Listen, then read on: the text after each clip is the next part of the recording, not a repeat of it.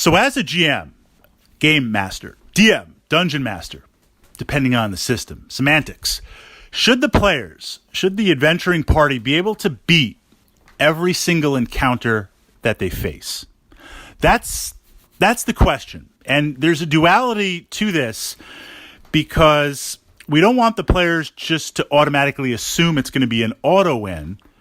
But if we throw certain encounters and challenges out there that are too powerful and it's a party wipe, that destroys the narrative. And depending on the level of the party, it is fair to ask in the narrative, in the adventure, would they be facing this challenge? Would they be realistically facing this monster at the level where they are?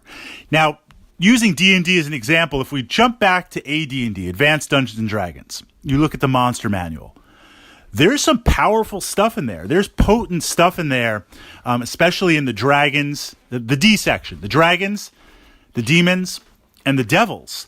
A lot of those stats were under the assumption that here's the stats in the game, but no party's ever going to be able to face them.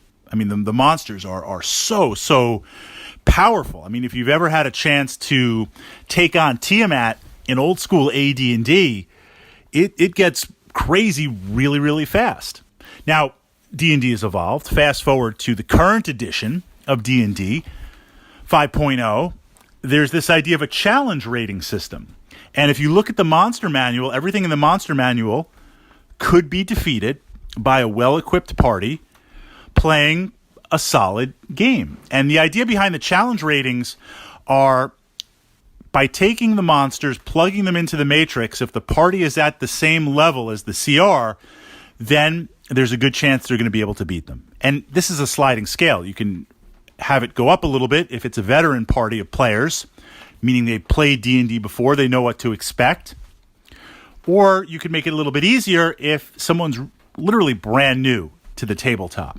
And as a DM who enjoys both systems, I appreciate the CR. I think it's a good starting point because it helps the DM when they're pulling in creatures from the monster manual that they've never utilized before. You're going monster shopping. It allows you to plug these in and get an idea, a solid idea when you're building your adventures to make them challenging enough for the party. Now, to the other question, I don't believe in throwing monsters at the party that are automatically going to wipe them out. But I do believe, because is that realistic?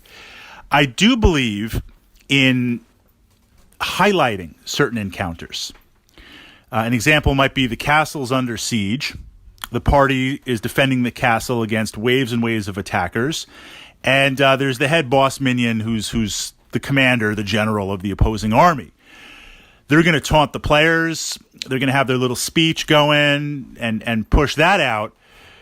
If the players rode out to attack that general, the general's going to kill them. It's going to be obvious because the general's having their minions deal with the assault on the castle. So there might be players, there might be NPCs, there might be actors in the game where the players know at some point in the adventure, in some point in the story, they're going to encounter this actor. They're going to encounter this monster.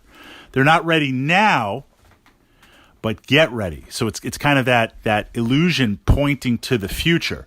I will do that. I mean, and I'll have the stats of that actor. I'll have the stats of that monster. I'll have the stats of that encounter.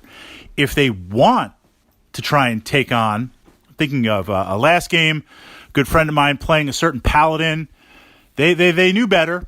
As part of the story, as a DM, I'm going to step back and I'm not going to railroad my players or say you can't do it. But if you're taking in the whole story, you don't have to fight that vampire lord right now. Let the vampire lord pontificate and give the little speech. Gather the info. Don't go charging in. But I guess a lawful good paladin, you kind of have to do what you have to do from that perspective. But in exploring that, I don't believe in having forced encounters that the players can't win. I will use the CR system. I might tweak it a little bit, but if they're making good decisions, even taking into account an occasional bad dice roll or two, I want it to be a challenging but fair match for the players.